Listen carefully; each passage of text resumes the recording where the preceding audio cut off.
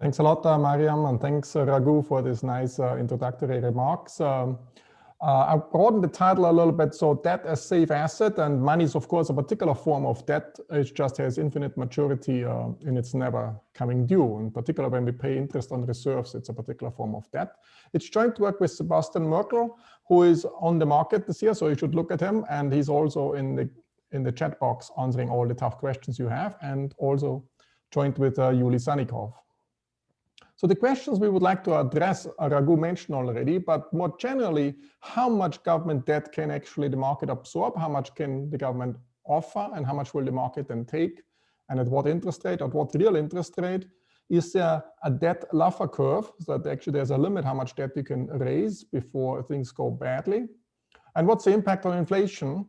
And in particular, we would like to understand, is there a way that you can actually issue debt as like a Ponzi scheme for the government without violating individual transversality conditions? Okay, so there's no transversality conditions violated.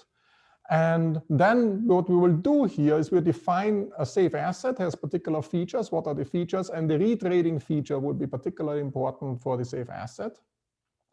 And then we will argue why the government has a particular power to issue safe assets and not private firms, and when you might lose the safe asset status.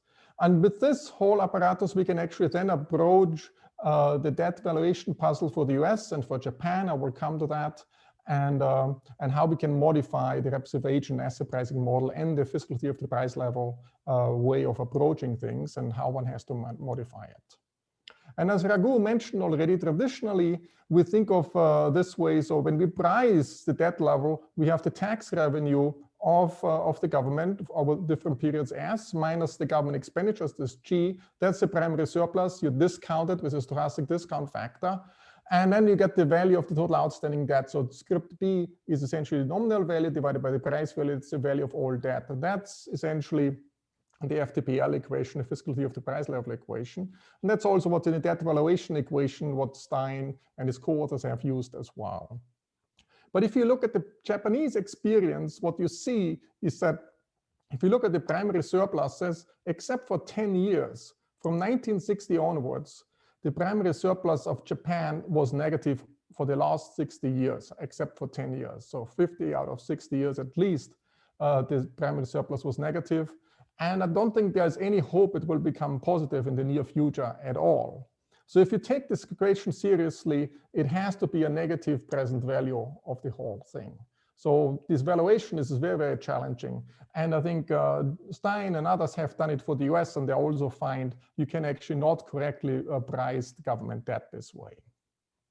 And we would like to understand, can we actually resurrect this type of form of equation, or what's missing in this equation in order to really do this well? And so what we are doing is essentially we're saying if you do any asset pricing, we do the traditional asset pricing where you have the cash flow and you take the present value, expected present value of the cash flow. I will come to the discount factors later, what exactly the right ones are. Plus you get a service flow, some convenience yield more broadly, but it's a service flow, and we have to price and value the service flow as well. And I would like to explain what the service flows are. So let me just illustrate a simple case. Let me illustrate two guys, Mr. A and Mrs. B, and two assets, one which is a safe asset. And for simplicity, assume for the safe asset has no cash flow at all, never pays any dividends, no interest in all the future. And then there's another asset, let's call it some capital. It pays cash flow, but has no service flow. That's like what we traditionally do in asset pricing. So that's a portfolio consisting of what the zero is, no cash flow. And then there's another asset which has some cash flow, CF for cash flow. And there's two guys, that's their portfolio is 50-50. Then what happens, then the event 3 comes along, then there's some shock, and both assets, both have A has a positive shock, so his cash flows expand, and B has a negative shock, cash flows decline. And in this branch of the event tree, it's the other way around. So it's just the opposite. So what a safe asset does is essentially it has no cash flow whatsoever, but it allows one to retrade. So that's essentially the situation we are facing. But what they can do with a safe asset, if it has value, they can retrade. Now suddenly it can be that, you know, B is selling some of his safe asset in return of getting from A some of this cash flow asset. Okay, so that's in this state of the world, there's some retrading going on in this direction. And in the other state of the world where the shock structure was the opposite, the retrading occurs in the opposite direction. So the safe asset moves from A to B and the cash flow asset moves from B to A. So in a sense, in a world where there's an incomplete market, so I should have mentioned this, so the incomplete markets, you cannot ex ante trade contingent claims to insure yourself against the shock whether they go up or down, but by precautionary saving in this service flow asset, let's call it safe asset, you can retrade it, sell some of this asset, and then buy in this cash flow asset. And this direction might go in one direction or the other direction, depending which state of the world realizes. And this way, the safe asset, even though it never pays any dividends, it doesn't pay any cash flows or interest or anything, it serves a useful role by partially completing the market. So it overcomes this market incompleteness, and this way these two agents, A and B, can actually trade along the lines. They cannot, it's not fully completing, but it is a partial way of ensuring each other across these two states of the world. And of course, the history keeps on going, and this repeats further and further. The other big important feature, of course, is that this asset, which has zero cash flows, only the service flows, by having this precautionary trading motive plus retrading, and that's bubbly. So it's a bubbly feature, and it's very, very fragile. Okay, that's essentially what's going on. And this goes back to, and you can see later on we introduce aggregate risk. You can see you have a positive beta on this cash flow rules. If you do traditional asset pricing, you get a positive beta, but the service flow can have a negative beta. So the total beta of the two can be negative.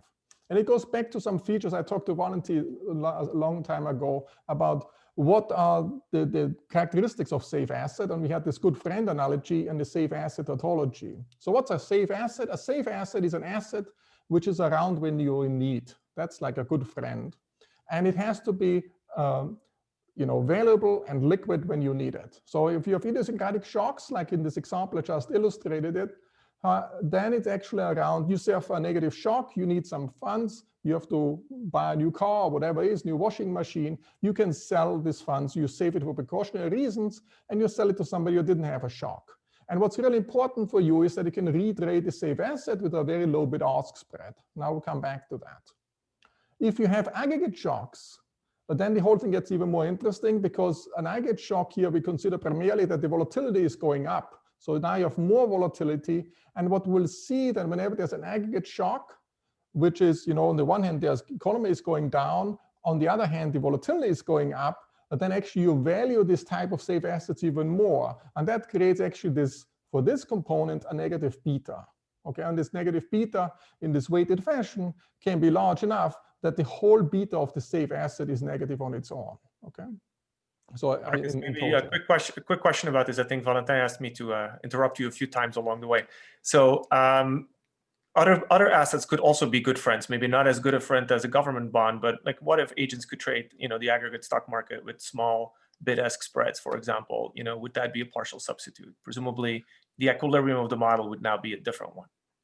Yeah, so you can have an additional stock market. So what we argue, that the government bond is a particular good safe asset because it's a bubble, and the bubble might burst, and then it depends whether you have some taxing power to support the bubble. A private company might not be able to really support them and say, okay, we raise some additional revenue somehow and put our balance sheet, more than a balance sheet, behind it to support it. So that's why it's government can defend this bubble, and it's more credible that the government will defend it. Of course, it's an off-equilibrium possibility that it will defend. Private companies have it harder to do. But I agree with you, there's some safety aspects which private firms can also provide. It's not necessarily a 0-1 in the model, it's a 0-1. But I think government assets are more natural in this regard. So the second feature, that's a good point. So the second feature is, so I will come at the end about loss of the safe asset status and how to defend it. That's also the same is true for emerging market economies. The second point is the safe asset tautology, and that's the bubbly feature that there's an equilibrium, of course, where the bubble exists, and actually we can partially insure each other, overcome this incomplete markets features. And there's another equilibrium where the bubble doesn't exist, and the safe asset status might be lost. And then it actually depends on the taxing power. At least if the off equilibrium threat, you have this fiscal space to defend the safe asset status of the bubble. Okay, so that's a big picture we are after. We would change the asset pricing phenomenon to have the present value of the cash flows plus the service flows, which come in a safe asset setting, in our setting as retrading. Of course, you have other service flows. You can relax the collateral constraint and have a Lagrange multiplier here. That's also would be in that. We're not focusing, we focus on this retrading component here.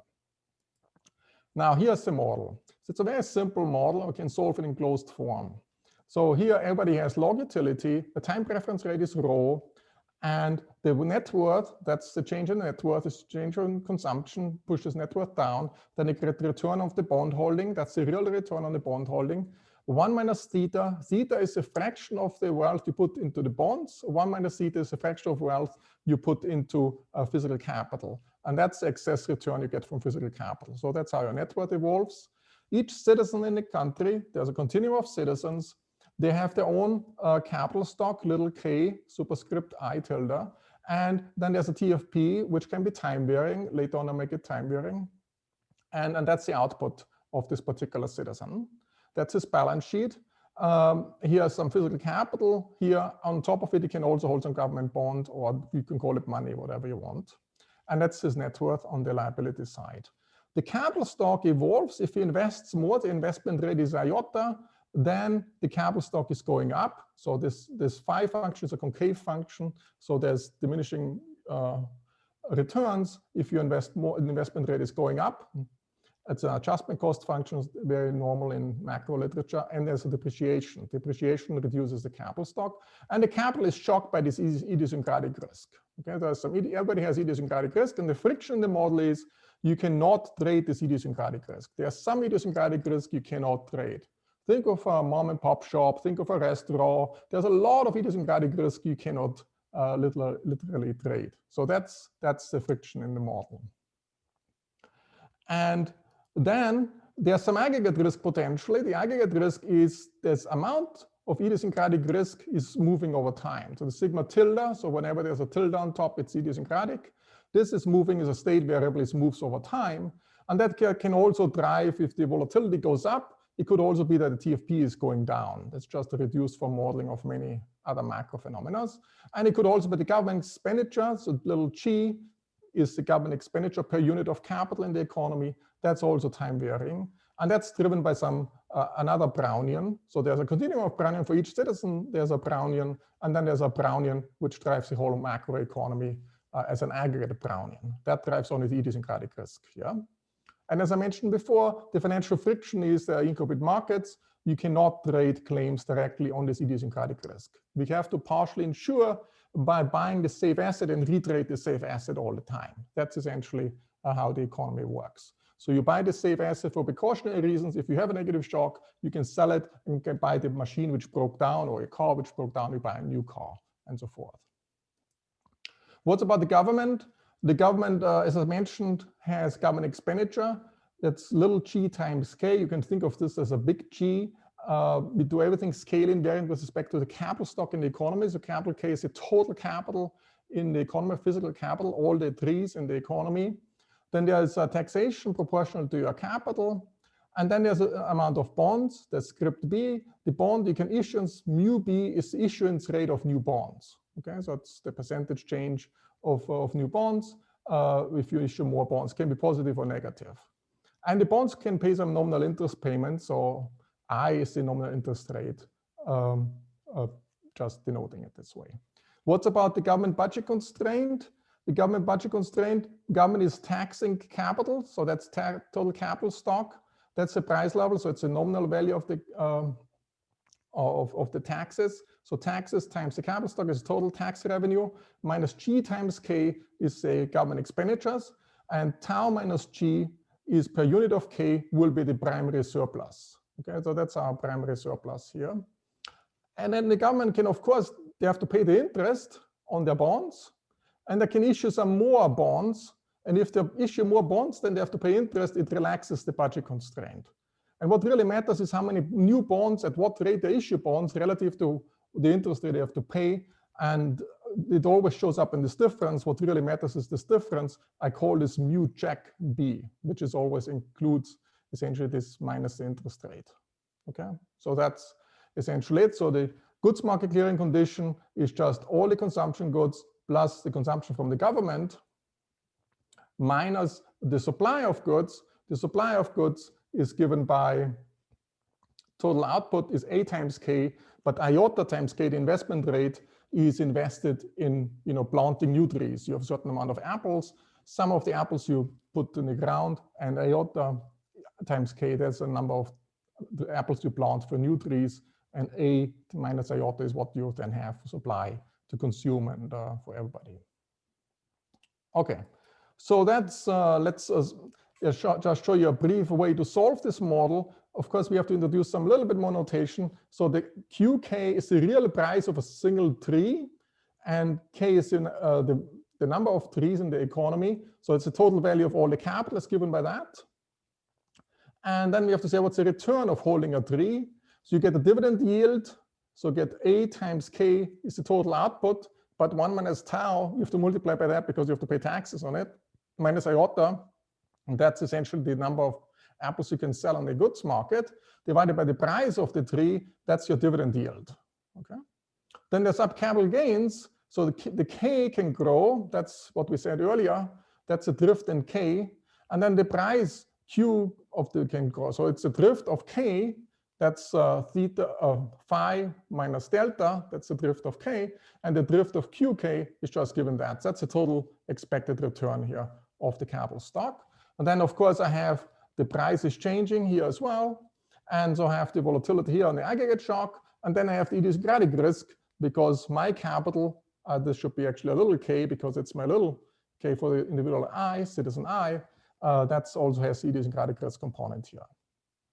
Now I have the value of all the government bonds, and I call QB the value of all the government bonds per unit of K. Okay, everything is normalized with respect to the aggregate capital stock because then I let the K be an independent, everything is scale invariant with respect to K. So that's the real value of government debt, and QB is per unit of gold. So it's an alternative way of writing the script B over the price level. What's the return? The real return of holding government bonds? It's the nominal return minus the inflation. Okay, and that's essentially the inflation. This is minus inflation, so there's a little minus sign here. If you print bonds at a faster rate, or if you issue bonds at a faster rate, inflation is going up. Then if the growth rate of the economy is going up, so that's the growth rate of K, which is also the growth rate of the economy, then actually inflation will be lower, and so forth. And if it's a bond and so forth, you can all the other terms. And there's also inflation volatility showing up here, which is from the aggregate shock. There's no idiosyncratic shock because money is not exposed to idiosyncratic shock, only to the aggregate inflation shock. And I want to say another word. There's a bond which, if there's no aggregate risk, is risk-free in the economy. But from an agent perspective, it's not a risk-free thing because I plan to buy and sell this bond all the time. So I can also price the cash flow of buying and selling something all the time. Okay, that's I will come back to this, a dynamic trading strategy of the government bond, and that will be very important when I want to price things. I will actually not price the bond, which as a risk-free asset, or if there is no aggregate risk, I will price actually this trading strategy where I use the bond all the time to buy and sell capital stock, depending what my idiosyncratic risks are. Okay, so what each citizen in this economy has to choose is investment rate, iota, gives my Tobin's Q equation. A consumption rate is just for log utility, rho times the net worth. And the optimal portfolio, that's the fraction. Theta is the fraction I put into bonds. 1 minus theta is the fraction I put in the physical capital. That's just the Merton formula, nothing particular. So that's just, again, I forgot the tax rate here, sorry for that. That's just here what's going on here. And then if the idiosyncratic risk goes up, you want to hold less fraction in capital. So if the sigma tilde goes up, if the productivity goes up, you want to hold more in physical capital and so forth. If there's more bond printing, it's like an inflation tax. You want to hold more in physical capital. That is theta is 1 minus theta, the fraction you hold in capital.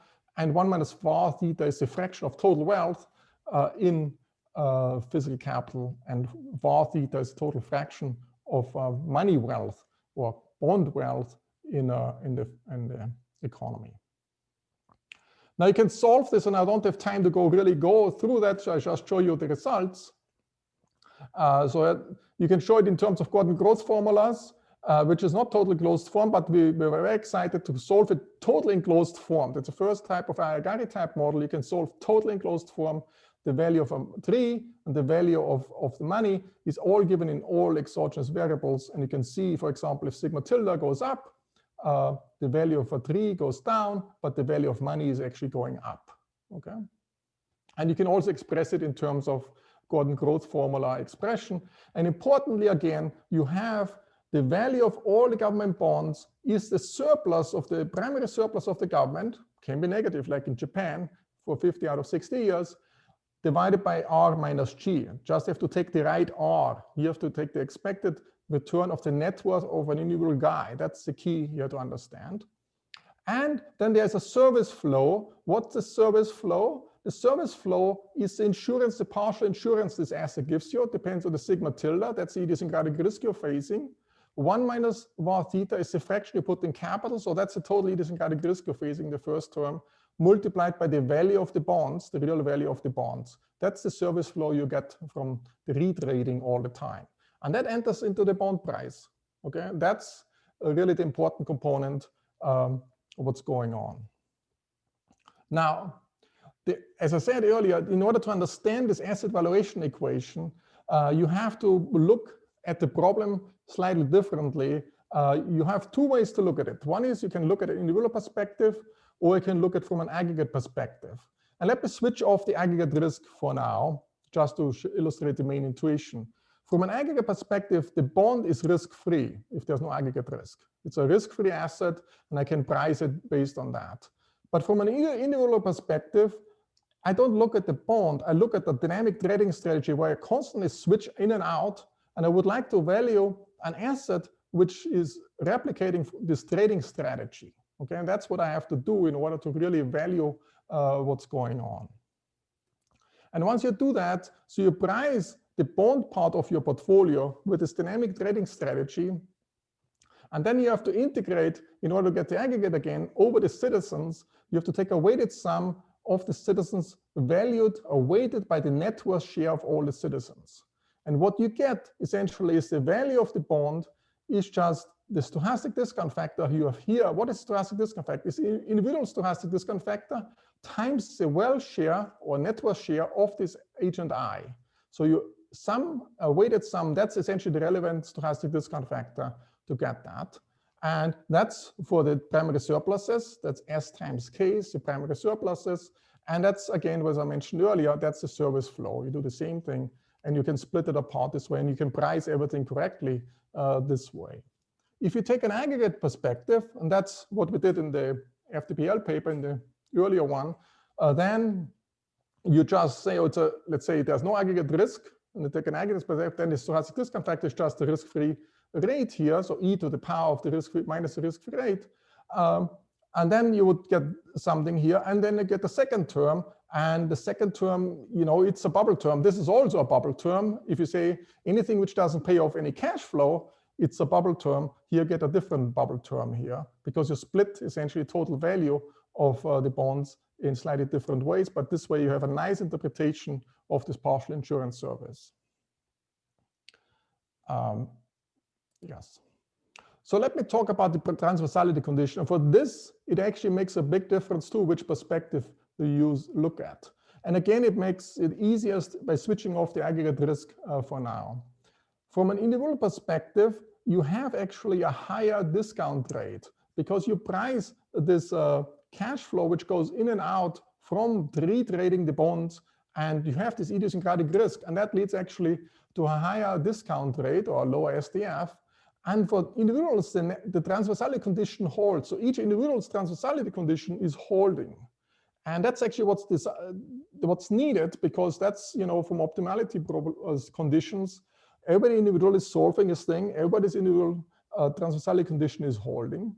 But when I aggregate it up, and if I look at the bond as a risk-free asset, in aggregate it's a risk-free asset, then it's actually not holding, okay? And that's fine because it doesn't need to hold because of this incubate markets setting. It doesn't need to hold, but it has to hold individually. That's the only condition we need in order to be consistent with optimality, that it has to have a hold in aggregate. There's no need for that at all. And that's coming from this constant retrading what the safe asset has. And that comes to the next point. It's very, very important that you can trade it with a low bid and ask spread. If you don't have this, then you would destroy, essentially. That will not be a good safe asset. An asset which doesn't have a low bid ask spread will never be a safe asset. And that also explains why the government or central bank might become a market maker of last resort at some point, just to ensure that bid ask spread stays low, just to defend your safe asset status. And a private company, again, cannot do that. It doesn't have a central bank to support market making. So let me jump over that. So I'm running way behind time. Let me just say something about the debt Laffer curve. What happens if you issue bonds at a faster rate, you will end up with a higher inflation, and that's an inflation tax. That means everybody is changing the portfolio choice between the physical capital and the government bond, and they tilt too much more physical capital, okay? And this erodes the value of the bond. But the value of the bond is essentially your tax base, okay? Because what you do is you give the service, and you make the service, you issue bonds, and the bond itself provides this insurance service.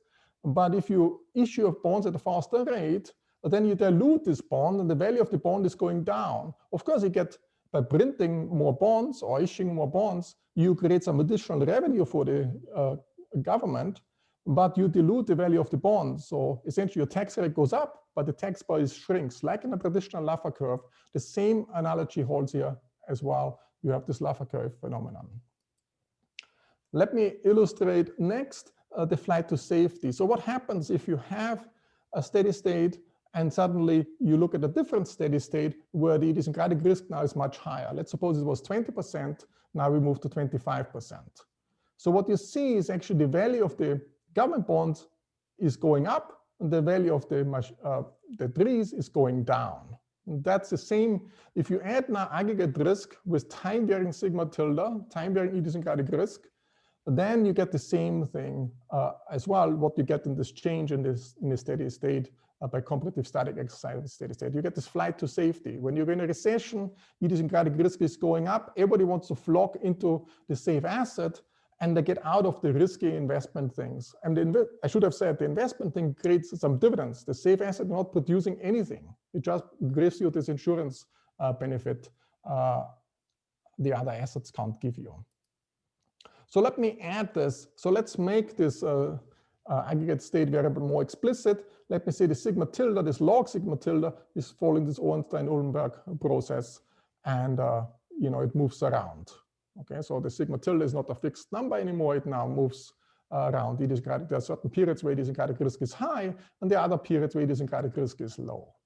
And the state variable is also governing if idiosyncratic risk is high, TFP is lower as well. Okay, so it moves in this. So what happens in times of recession, idiosyncratic risk is higher, and it's also output is lower as well. You can microfound it with several, you can have a new Keynesian model on top of it or whatever you want to microfound that, or you just assume it this way.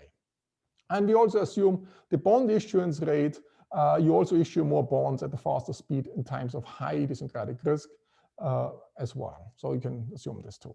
Again, if you look at these two terms of valuation of the valuation equation, which was the cash flow term and the service flow term, you can see with this specification that in times of recession, you issue more bonds and output is going down. It is the case, the marginal utility is higher. You get what we typically have. You get, cash flow term is close to zero. It's around zero. Okay, and that's also what Stijn and Hanno and others are finding. And for Japan, they would find a hugely negative number. No? And I would love to see the same calculations done for Japan as well. If you look at the cash flow term, it's highly positive. Okay, and that's for different sigmas. If sigma goes up, it goes up even further, while the other term is going down. And that leads me to the betas. Essentially, sorry, you have two Marcus, betas. you have only 1 minute, so. Yes, I'm almost done.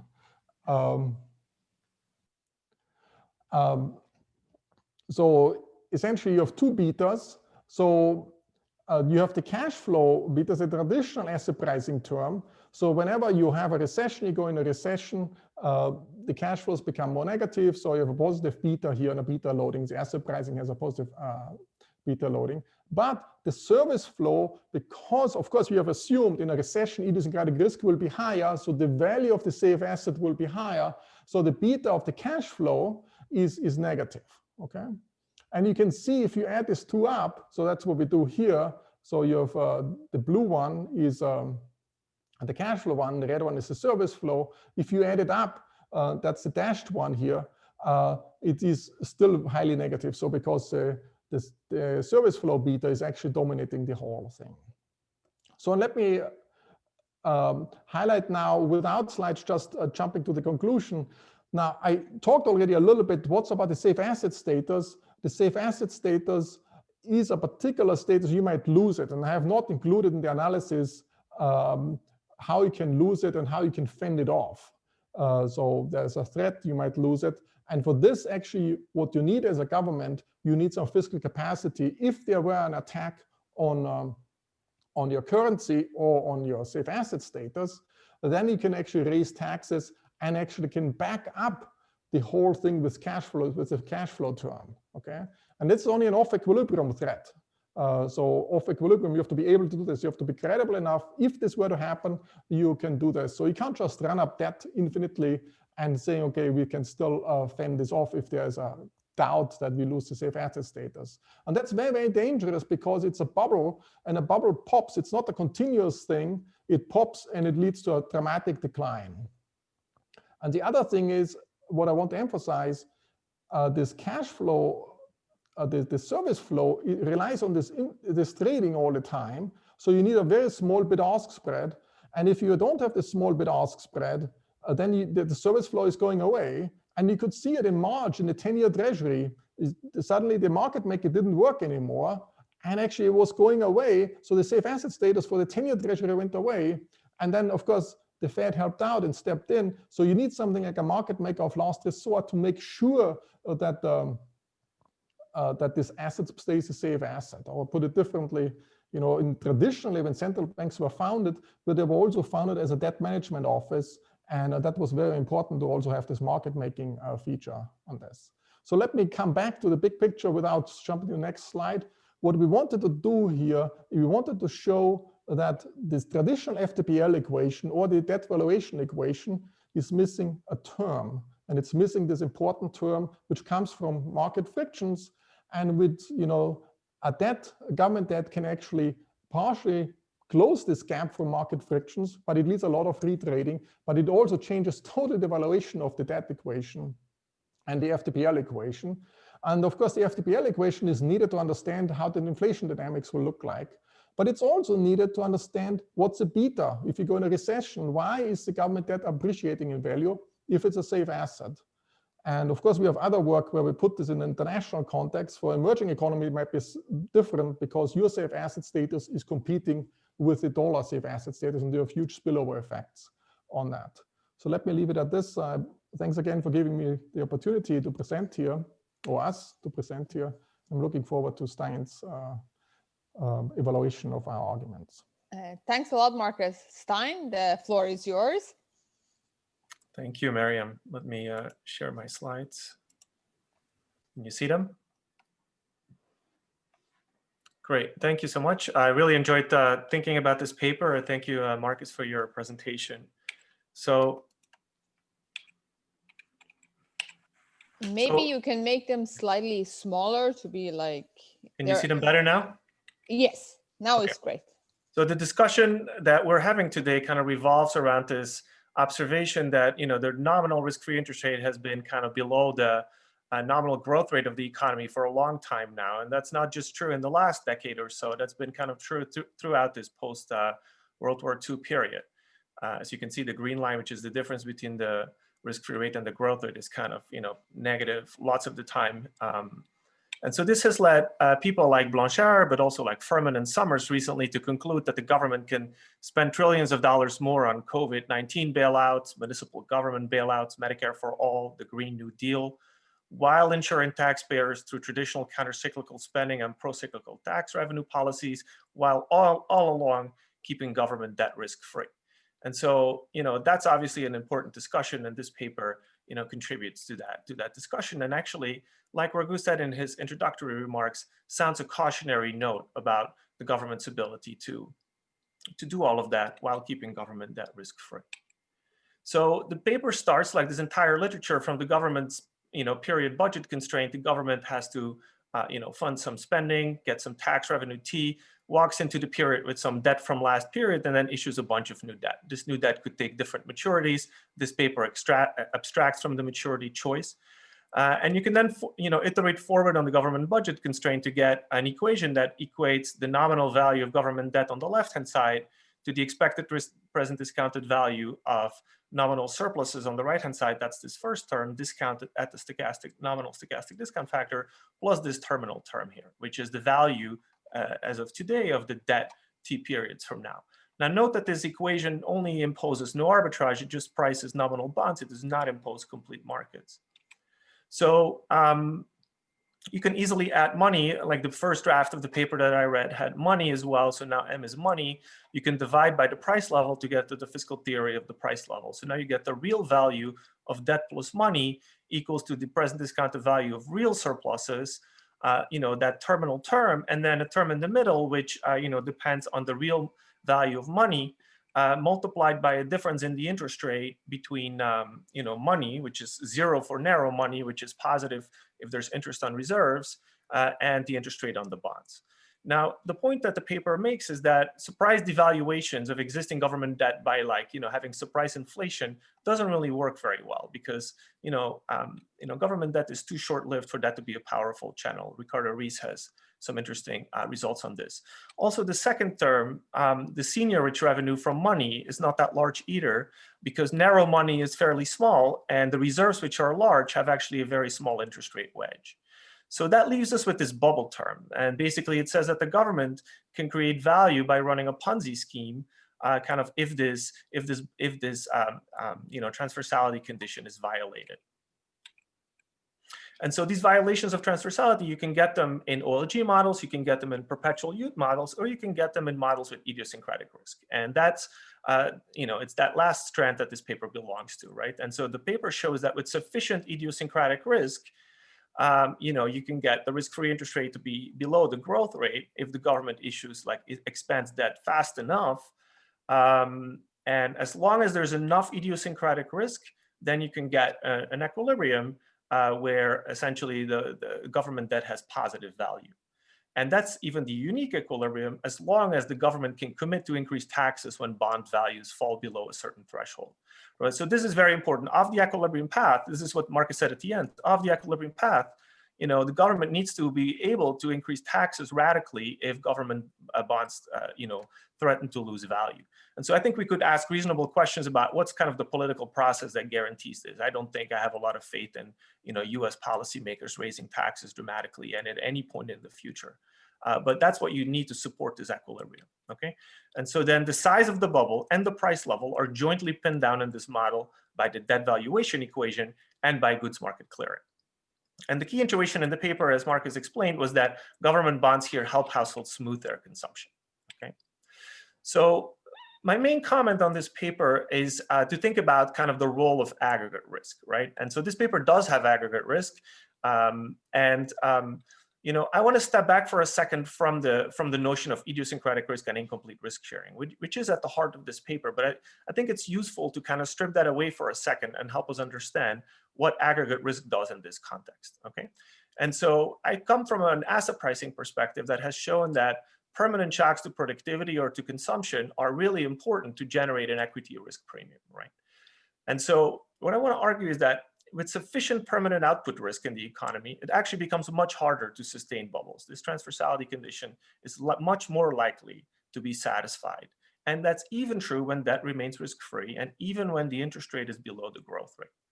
Okay, and so I want to write down a very simple model based on a paper that I have with these guys here that makes that point. It's very, very simple. It's kind of a special case of the paper of the model that Markus was presenting. Right? So imagine you have a CRRA type model, just output risk is priced, output growth is IID, and the government issues only one period risk-free debt, and it commits to keeping the debt to output ratio constant. Okay, so that's it. That's the model. In this model, debt grows. It grows at the same rate as GDP. Okay, because the debt to output ratio is constant. Now, in that model, it's very easy to show that the value of the debt is the present discounted value of future surpluses plus this terminal term. Now, the correct transversality condition in this model is not whether risk-free rate is greater than the growth rate of the economy. The correct transversality condition is this one here, right? And it has in particular these two extra terms here, a Jensen term, which is not important because the volatility of output growth sigma is pretty small. But this term here, gamma times sigma, which is the equity risk premium, the unlevered equity risk premium. So in particular, the Blanchard condition, if I can call it that the risk-free rate is below the growth rate of the economy is neither necessary nor sufficient for the transversality condition to be violated. Right? What matters is this condition here. Now, if we just plug in some realistic numbers, in particular, plugging in for numbers that have kind of the risk-free rate below the growth rate, then what you can see is that it's actually pretty easy to satisfy this condition, okay? And in particular, if you choose your maximum Sharpe ratio to be, for example, 1, which is a good number, I think, for the maximum Sharpe ratio in the US economy, then this condition is easily satisfied. In other words, you get no transversality condition violations. As long as the maximum Sharpe ratio in the economy is above 0.25, which is a pretty low number, the transversality condition will hold in this model. And the intuition is that the government debt value at some terminal date t will inherit the permanent output risk in GDP. And in that world, RF minus G is not the correct discount rate for this debt term when we have permanent shocks. That's true, even when debt is risk-free. So there's that long run output risk in GDP that is inherited by debt. And even when debt is risk-free, that shows up in the correct discount rate. Okay, and now you don't need, so it turns out you don't need to assume a constant debt to output ratio. In the US, a debt to output is a stationary process. You get the same transversality condition that I showed you. Now, the only time you can get violations is if debt to output is non-stationary. Okay, so let's assume debt to output ratio follows a martingale with some countercyclical debt issuance. So the government raises debt in bad times. In that case, the transversality condition has this extra term, which depends on this countercyclicality of government debt. And so now you can actually get violations of TVC, okay? So in particular, if you now want the TVC to hold, the government has to have a less aggressive countercyclical debt policy. There's a limit to how aggressive countercyclical debt issuance can be. And the intuition is that the government creates itself an arbitrage opportunity when debt to output is non-stationary. When the agents are sufficiently risk averse, the insurance that's provided by this countercyclical debt issuance is so valuable that the price of a claim to this debt fails to converge to zero. Okay, and that's kind of similar to the intuition we're getting from this incomplete markets model here, right? And so I think what I've just shown you, the same argument should apply here, especially since this model has aggregate risk. And so the question is, why doesn't it apply, right? And so I think I could think of two possibilities, either that, since we work with locked preferences here, risk aversion is 1. The TVC is violated, but only because we have unrealistically low maximum Sharpe ratio in this model. Okay? The model does not match the equity risk premium. Or the model does not match the stationary nature of debt to GDP in the data, which is well described by an AR2. And maybe here debt does follow a martingale, and maybe it is and maybe debt issuance policy is very countercyclical. And that's why we have violations from TVC. So it's maybe a combination of these two things that's going on. I would like to understand this better. I think the paper can easily speak to both of these issues. Now, this is a paper with incomplete markets. So far, I've just shown you a model with a rep agent. So we do have kind of this incomplete risk sharing going on here, and so that does create a strong precautionary savings effect, which lowers the risk-free rate, and all else equal makes the TVC more likely to fail, right? But that precautionary savings force fights the equity risk premium effect that I just described, and that force makes the TVC more likely to hold. Now, with incomplete markets, if idiosyncratic income risk is correlated with the aggregate state of the economy, right? So we get countercyclical idiosyncratic income risk, then the equity risk premium will be larger still. And so that additional risk premium from the countercyclical idiosyncratic income risk will make the TVC even more likely to hold, right? And so I think it's ambiguous whether the precautionary savings effect is large enough to offset the additional risk premium effect, and hence whether this incomplete risk sharing channel makes the TVC more or less likely to be violated. And related to that, I wonder to what extent incomplete risk sharing is a quantitatively plausible mechanism to generate this large government debt valuation puzzle that we see in the data. And then, a final point on this is, I think this intuition on incomplete markets applies to every country. Now, there's several countries that don't have a government debt valuation puzzle, like the UK. And so that, I think, kind of requires a little bit more explanation as well. Okay, so then if it's not, if it's not incomplete markets, and I'm not saying sorry, it's not, Stijn, you have 1 minute. 1 minute, last point I want to make. If it's not incomplete, so what's nice about this paper is it kind of links that convenience yield to incomplete markets, right? Now, it's possible there's other sources of convenience yield that are not related to incomplete markets.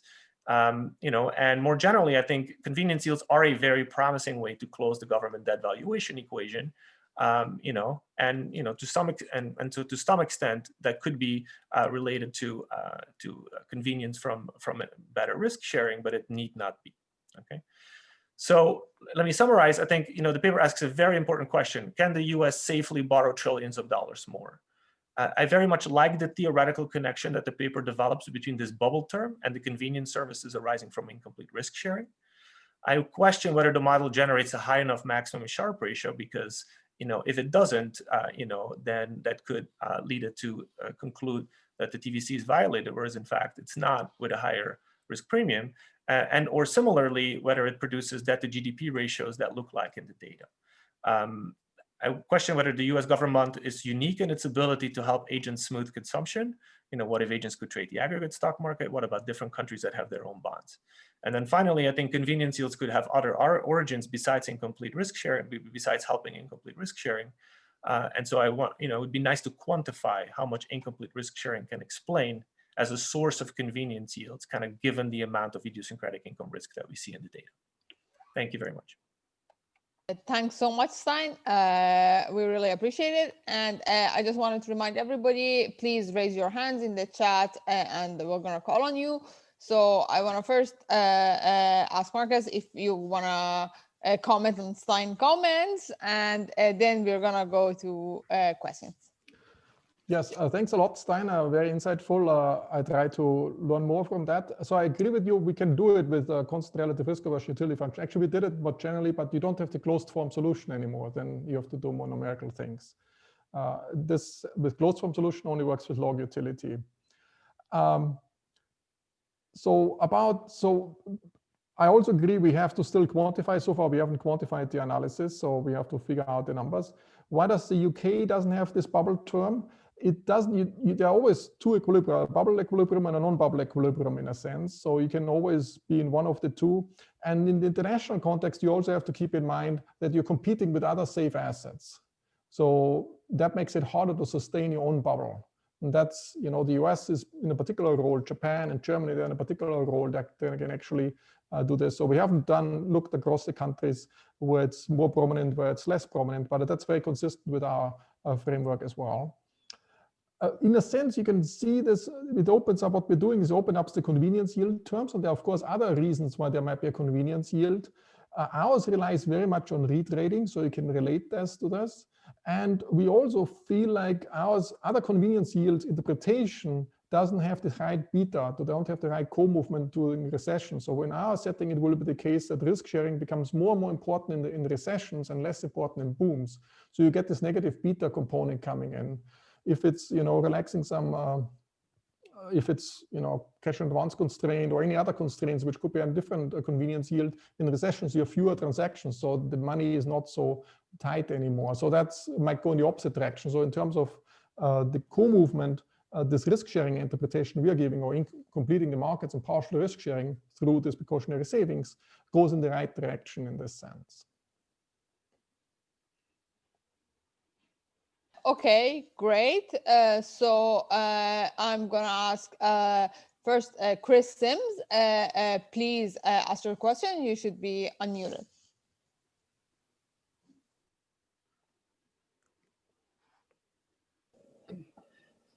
Stijn said that the way that Markus's model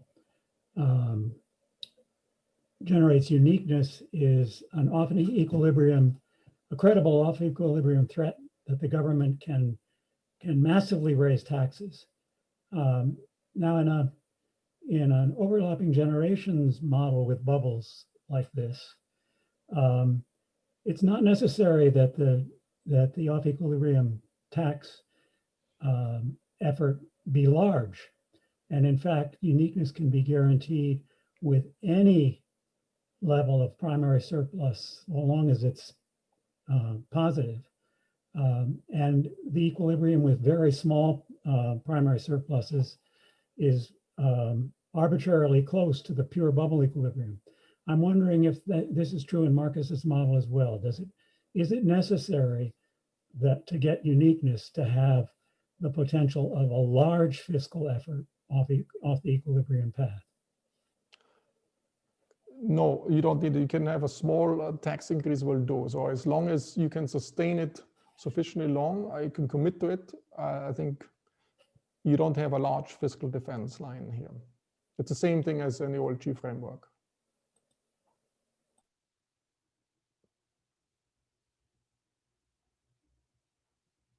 All right, so let's end this with one more question from Neil. Neil, you should be unmuted. Okay, thank you. I just, quickly, because there has been some response in the Q&A, just wanted to mention the existence of, what I've always thought of as people tell me is the safest asset is gold.